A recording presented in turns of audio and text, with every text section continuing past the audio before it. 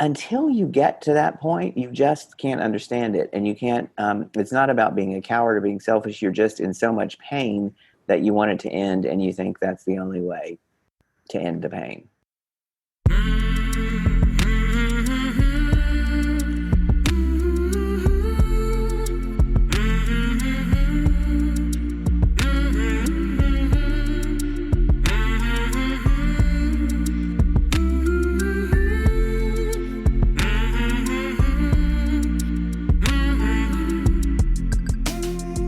Hey there, my name is Sean, and this is Suicide Noted. On this podcast, I talk with suicide attempt survivors so that we can hear their stories. Every year around the world, millions of people try to take their own lives, and we do not talk much about it. And when we do talk about it, most of us are not very good at it, and that includes me. One of my goals with this podcast is to not only have conversations with attempt survivors, but hopefully better conversations. Now, we are talking about suicide. This may not be a good fit for everyone. Please take that into account before you listen. But I do hope you listen, because there is so much to learn. We have been launched for less than a month, and every day we get more and more people listening to this podcast from more and more places. Places like Brazil and Hungary and Latvia and Israel. I'm really glad these stories are getting out there. Now, if you like this podcast, help us out. Subscribe to it, rate it, review it. I don't know exactly why or how this works, but when you do that, more and more people can find it. More and more people from more and more places can hear these stories, because these stories matter. They really matter. Now, if you are a suicide attempt survivor, or you know somebody who is, and you'd like to share your story with us, you can email us, hello@suicidenoted.com. Today I'm talking with Jamie. Jamie lives in New York, and he is a suicide attempt survivor. Hey, Jamie, how are you? I'm well. How are you, Sean? I'm doing pretty well. Thanks for joining me and being cool with talking about stuff that people don't always talk about. Well, yeah, I talk about it. So my question that I asked most people when I start talking to them about this is that most people who have tried to end their lives would not hop on a podcast and talk to people openly about it. And you're not that way, I don't think. So why? Why? Because I'm a writer, and I certainly had shame about having attempted suicide, and would not have been comfortable. I was not comfortable with people knowing that, except those people who knew it anyway or were close to me. And I guess, let's see. But when I wrote a memoir called Dangerous When Wet, a memoir of booze, sex, and my mother. And it was about my alcoholism and getting sober, my relationship with my mother, and how that was kind of alcoholic as well. But and I could not tell that story without talking about my suicide attempt. Well, I have two, but I'll get to that in a minute.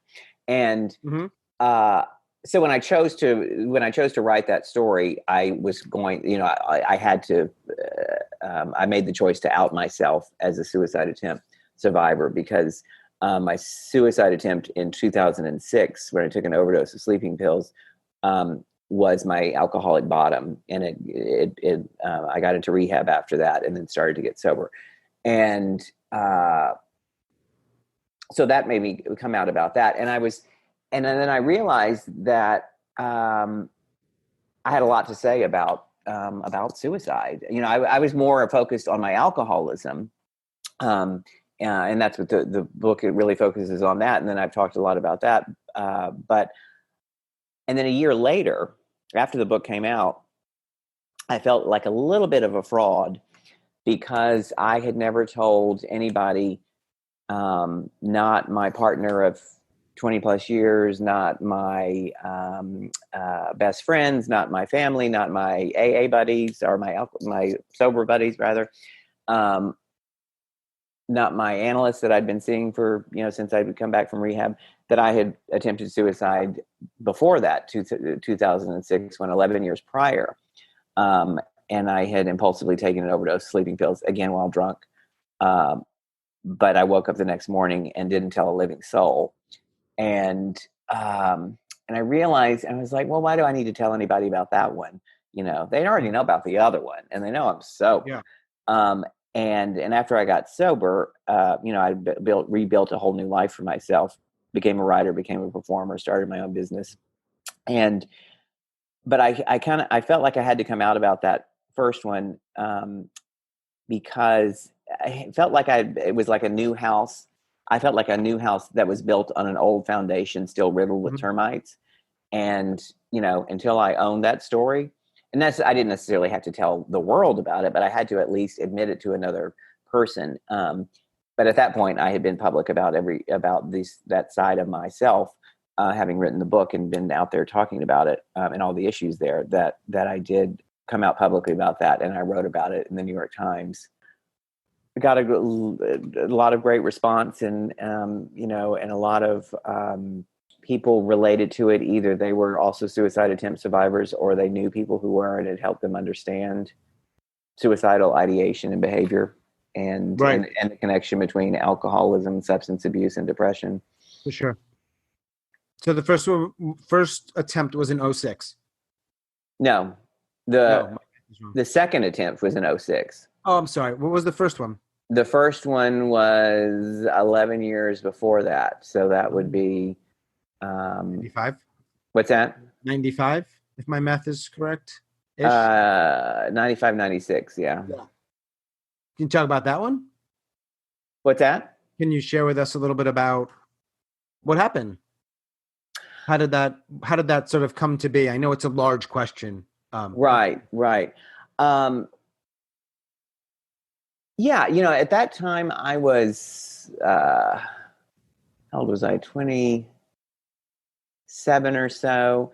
And I was drinking alcoholically, but I wasn't, I didn't think I needed to get sober. I wasn't thinking that I was an alcoholic. I mean, I probably thought that I had a problem with drinking, but it wasn't, but I was nowhere near getting sober, and couldn't see that my depression and my kind of general malaise and unhappiness and dissatisfaction with life had anything, was being brought on by the drinking. And so that's where I was at the time. And I had wanted to write and perform, and I didn't pursue it. Didn't pursue it.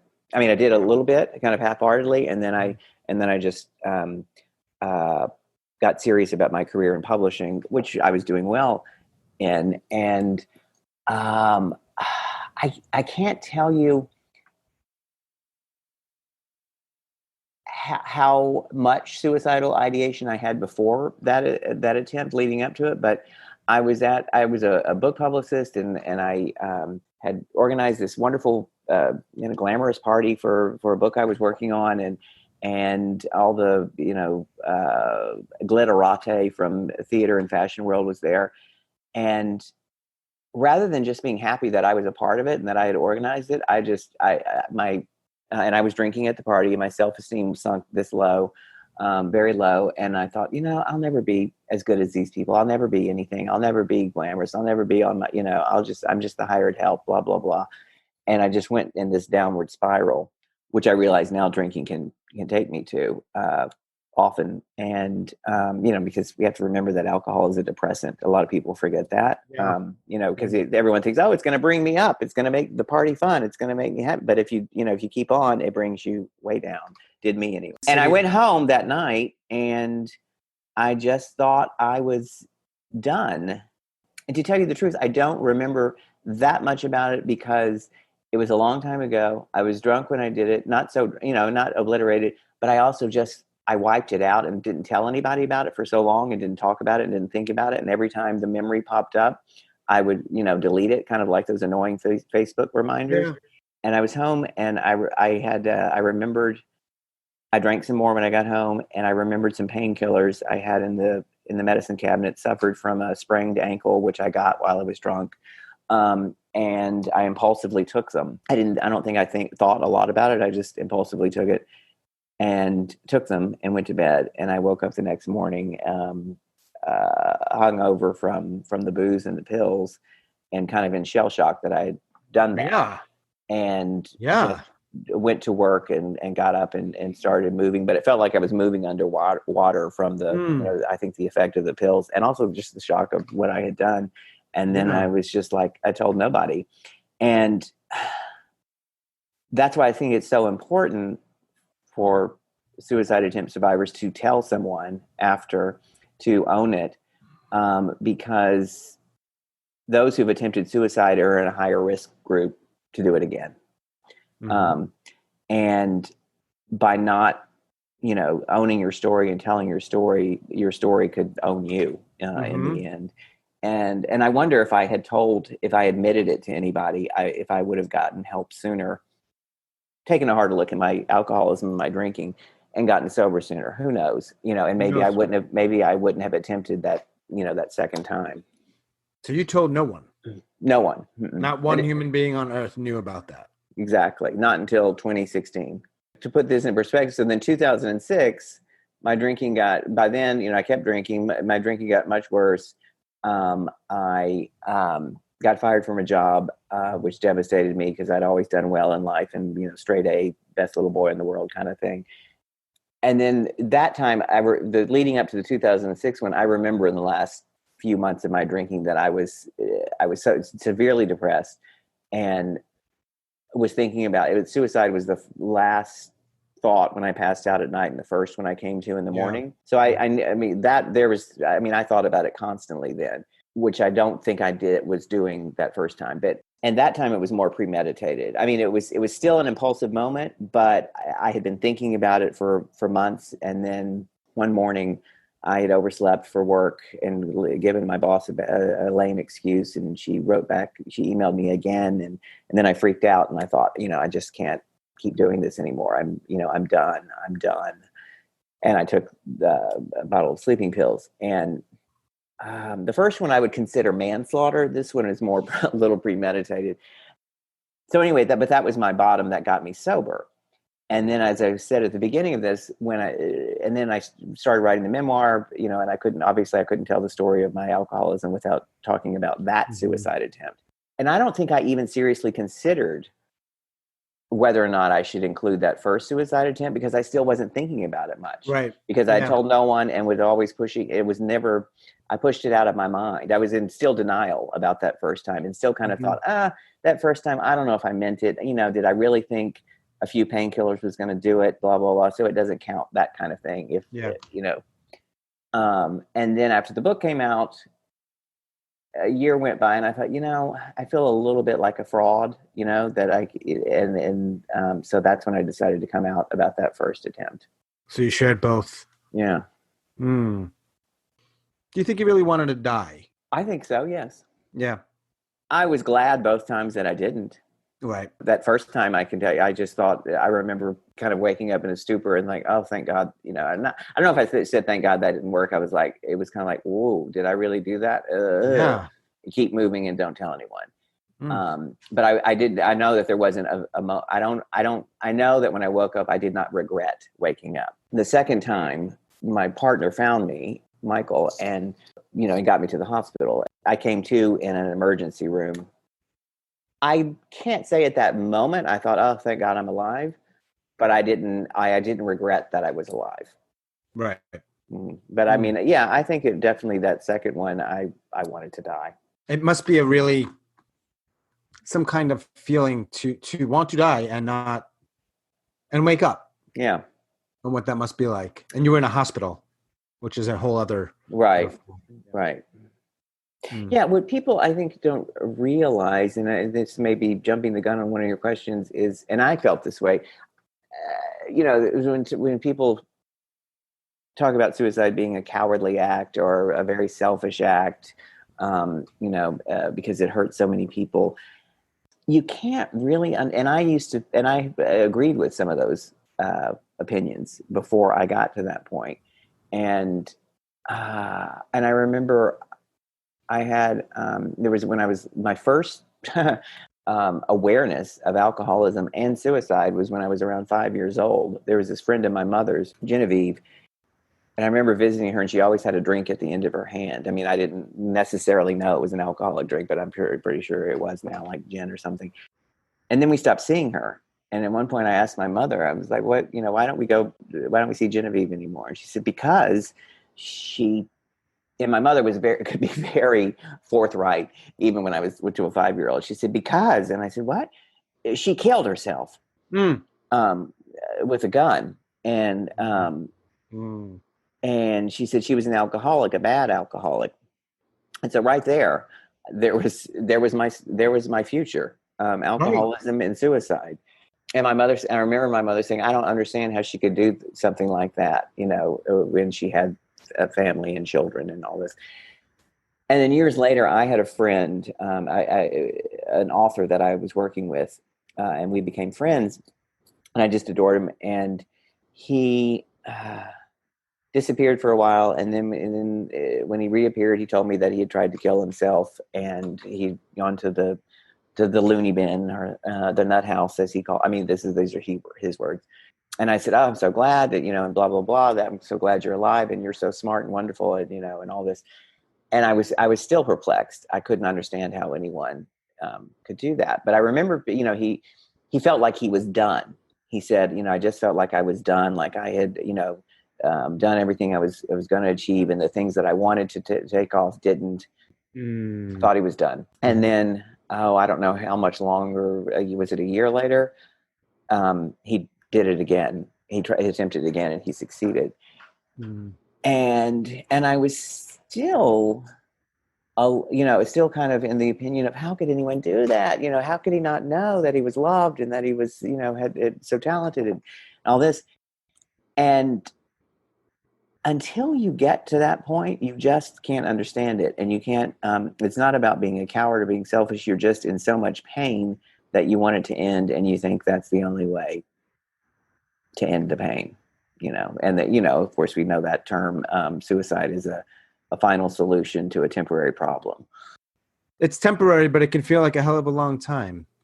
Yeah. So yeah. So you don't think it's selfish or cowardly? You may still think it's selfish or cowardly and cowardly. That's not the point. The point is you can't understand what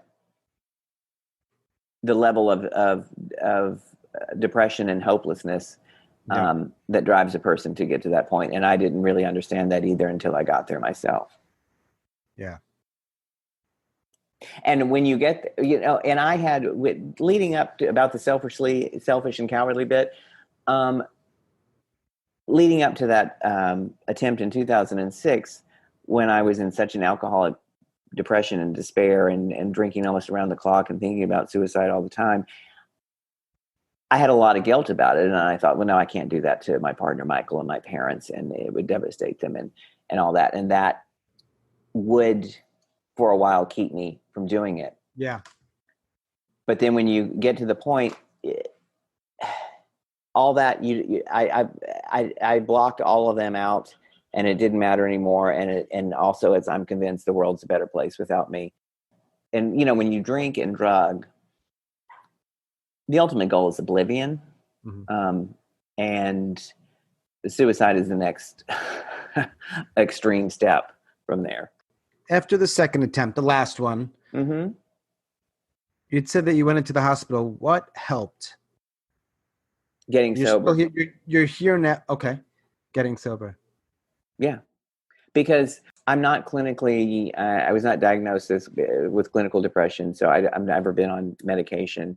For me, the severe depression that led me to suicidal ideation and led me to suicide attempts was because of alcohol and extreme alcohol and drug use. That when you drink that much and drug, although alcohol was my main, I did other drugs as well, but alcohol was the steady mainstay. And when you drink that much, it sinks you into a Grand Canyon of depression. And once the alcohol and drugs were removed from my system, the depression began to lift. And, now that I've been sober 11 and a half years, it's not there. The severe depression is not there. And I certainly suffer from, bad days and depression and feeling bad about myself. But it doesn't sink me to that level of seriously wanting to kill myself. I still have suicidal thoughts. They're not that, but it's more, it's kind of like, things don't go my way. And I'm like, oh God, this is awful. I'm going to kill myself. And I mean, in a little bit beyond, a lot of people say that and they don't mean it at all. Sometimes I say that and think, that might be a good choice, but I get nowhere near there because I'm not drinking and drugging. Right. Yeah. So what saved me from being, for me, being sober in a 12-step program is my number one suicide prevention plan. And therapy. I've been since I got sober, I've been working with the same therapist. My analyst, I like to call him, right. A New York thing. So it sounds like from 2006, there's been a lot of changes. Yes, yeah, a lot of changes. Yeah, I went to the rehab for 60 days and came back and went to worked with did an outpatient program for a few months, which is where I met my analyst, and then I went private with him. Go to 12-step meetings all the time. I left publishing, corporate world of publishing, started my own business, started writing the memoir, started performing. So yeah, I've got a whole different life, and I'm no question so glad that last suicide attempt did not take, because I was wrong when I told myself, and I looked in that mirror and said, I'm done. Done. Which is what I said the day. Yeah, I was wrong. You were not correct about that. I know that you're an accomplished writer and performer, storyteller. I would have to imagine that was also just a huge help for your creative juices and spirit. Oh, absolutely. Absolutely. I mean, when I started writing seriously and I enrolled in a writing workshop, and that's where I began writing the memoir. And I remember the first time that I had, in that first semester, when I had written something, and I just really nailed it, and it was something I was really proud of. Everyone in the workshop loved it. That high was greater by far than any high I had drinking or drugging. I'm always curious about how people respond to people in pain or despair, certainly if they've tried to end their lives. So, but how did they respond when they learned that you had tried? There were the people, my immediate people around me, Michael, my partner, and my parents, and it's just, we love you, and my God, you can't do that again. I think it was more,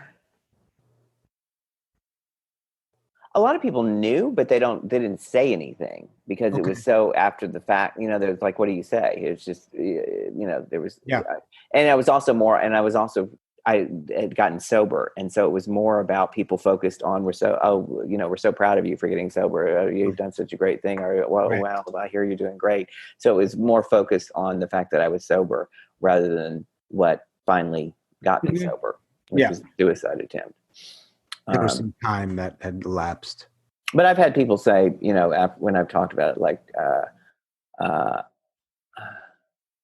I'm so glad you didn't succeed, Although this is funny, my mother, I call her Mama Jean in the book, and she was this just over the top Texas woman, with the big hair done once a week, and never left the house not looking camera ready with her makeup on, and she just loved me, and it was kind of smother love that was sometimes often hard to deal with.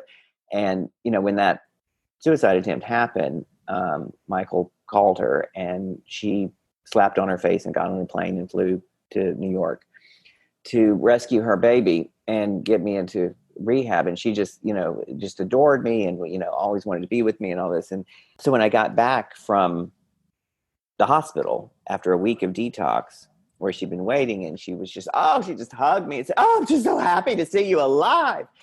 And then there was a little mini intervention with some of my psychiatrist friends, good girlfriends who knew about addiction issues. And so I'd agreed to go to rehab. And then when it was done, my mother, she just looked at me and she pointed a perfectly sculpted red fingernail at me and said, your drinking days are over. And by the way, suicide is a mortal sin. So it's a damn good thing you didn't succeed. Otherwise, you couldn't spend eternity in heaven with me. What do you say to that? So somehow it became about her. Right, but right. That's a different story. She was a Catholic. I grew up Catholic. And of course, it's in Texas, a mortal sin. In Texas, yes. Wow. What part of Texas? Beaumont, southeast Texas, near Louisiana border and Gulf of Mexico. All right.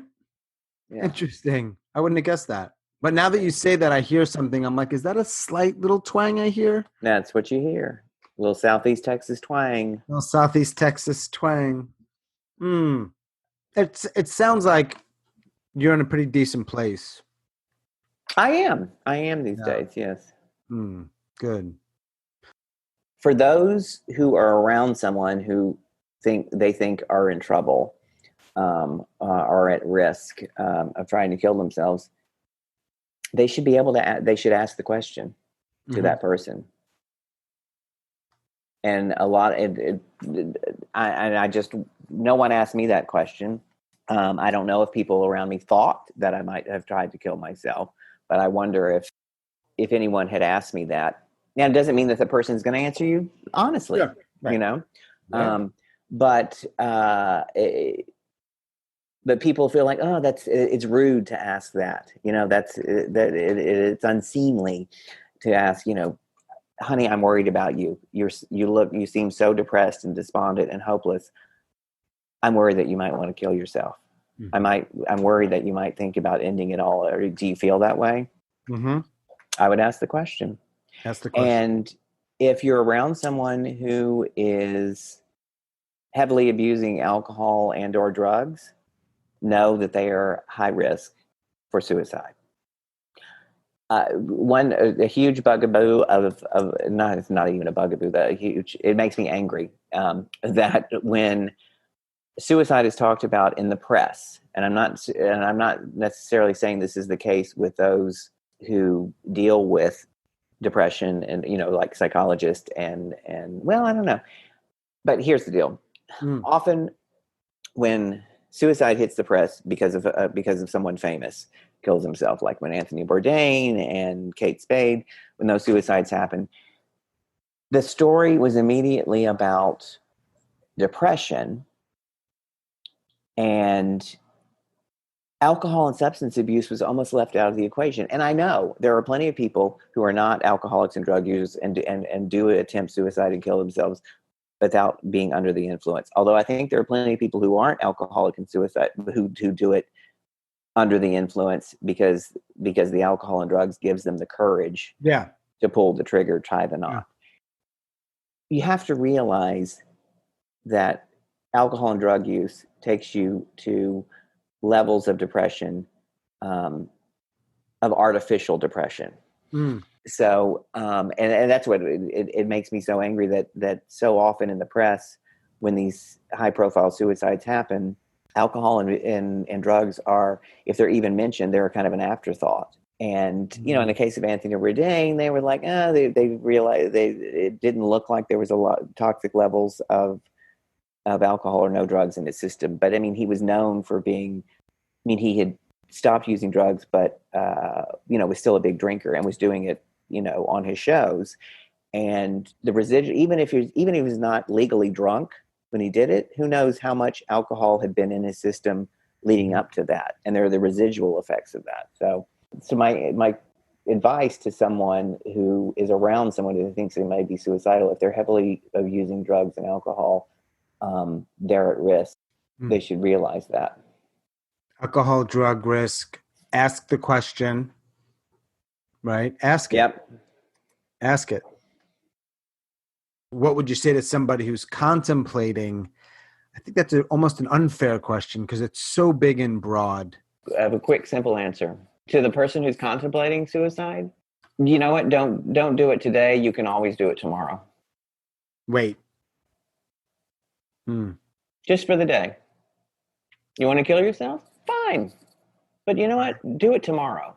And if tomorrow comes, which is today, when it comes, and you still want to kill yourself, say, wait till tomorrow. Yeah. That may seem seem too simplistic, but it also it's the same thinking that keeps a lot of people sober who are struggling at the very beginning of their sobriety. Of they're white knuckling it, and they want to take that drink, and rather than saying they can never drink again, rather than saying I'll never kill myself, just say, you know what, I'm not going to do it today, but I you know what, I can drink tomorrow. I really want to drink right now over this, but let me just wait till tomorrow. And often when tomorrow comes, you'll be glad that you didn't drink the day before, just like you'll be glad that you didn't kill yourself the day before. My other advice is just tell someone that you feel this way. Yeah. To talk to someone that you just to let someone know you're feeling that low. And then my advice to the person who is hearing that is to not immediately judge and say, don't do it. You can't kill yourself. It's wrong. It's cowardly. It's selfish. It's this. In other words, to send out all the judgmental, opinionated stuff is just to listen and say, that sounds really awful. And I can see why you want to do that, but I know that I would miss you, and I know a lot of other people would, and I know you still have a lot to give, and maybe that person can then say, well, you know what, just wait till tomorrow. And I know the intention is good, but by saying, that's wrong, don't do that, how could you, think about how many people you'll hurt. It's invalidating their feelings, and that's not the right approach. Yeah, I think there's a lot of well-intentioned people, truly, and they don't realize they're doing that. Mm-hmm. And they say those things, and they are invalidating. Yeah. They're not helpful. Right. I'm glad that you not only pointed that out, but you actually specifically gave examples, which is, I think, really helpful for people to hear. This is what validation sounds like. Mm-hmm. So thanks for that. For some reason, I can talk about this subject a lot at length. Good. So it should be talked about. No, it should be. And there's not enough talk about it. And and I've noticed, I'll post when I post stuff on social media around suicide. Either I've written something about it, or I've told a story about it for one of the storytelling shows, or I've done. I have noticed there's less response than because I think it's people are squeamish about it. It's weird. It's what to say. I don't want to think about that. That kind of thing.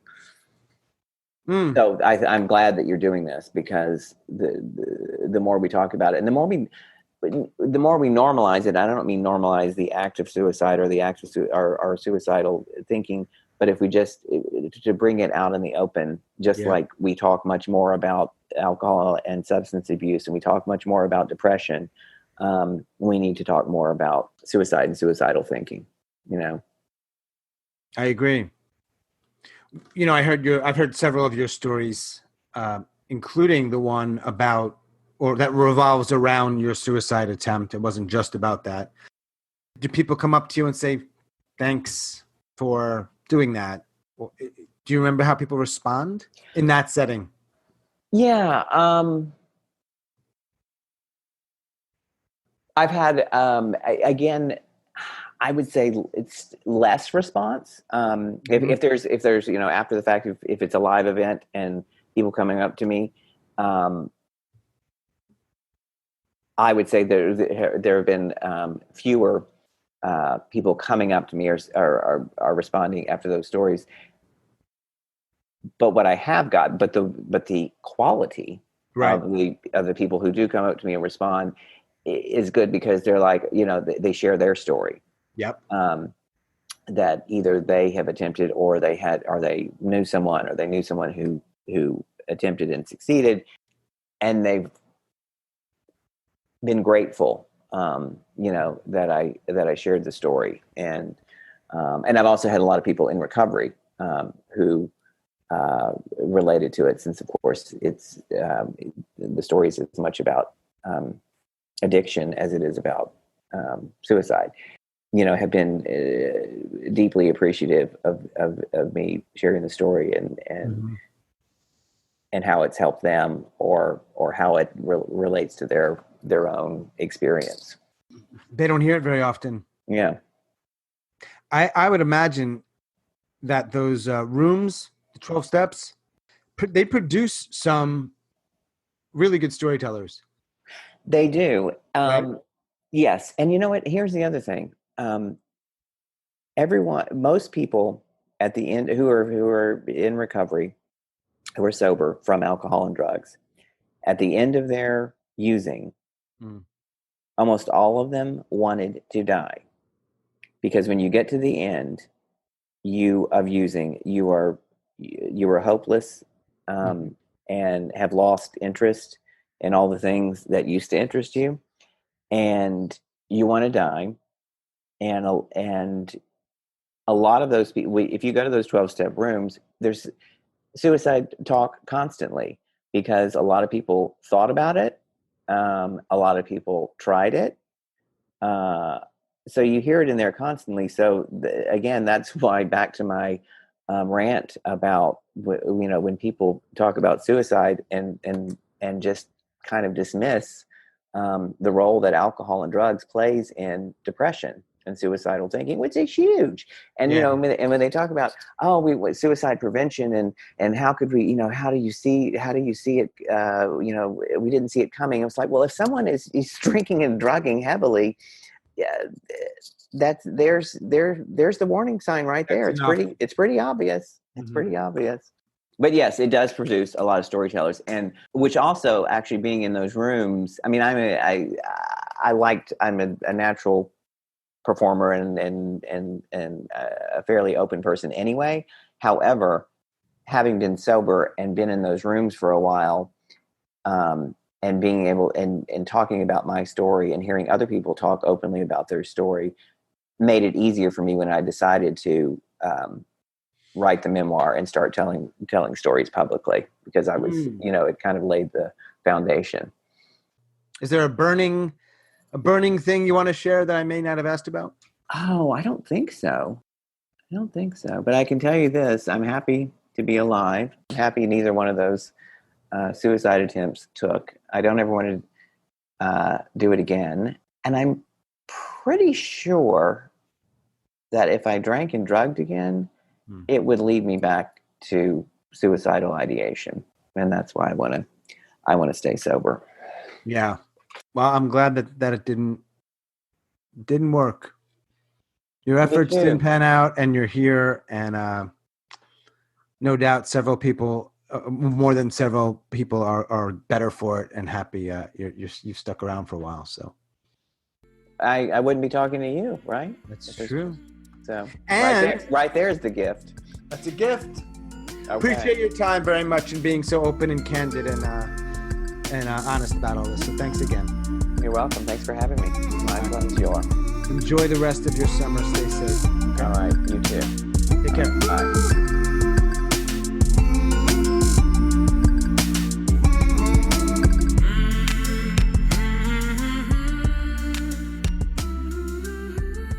Thank you so much for listening. Again, if you like this podcast, please rate and review it. And if you subscribe, you won't have to worry about when we launch new shows. It's Mondays and Thursdays, but if you subscribe, it'll be like automatically there for you, so you don't have to think about it. Again, if you have a story you'd like to share or you know somebody that does, please reach out. hello@suicidenoted.com. You can also follow us on Facebook. Our Facebook page is Suicide Noted. Until we connect again, please stay strong, do the very best you can, and I will talk to you soon.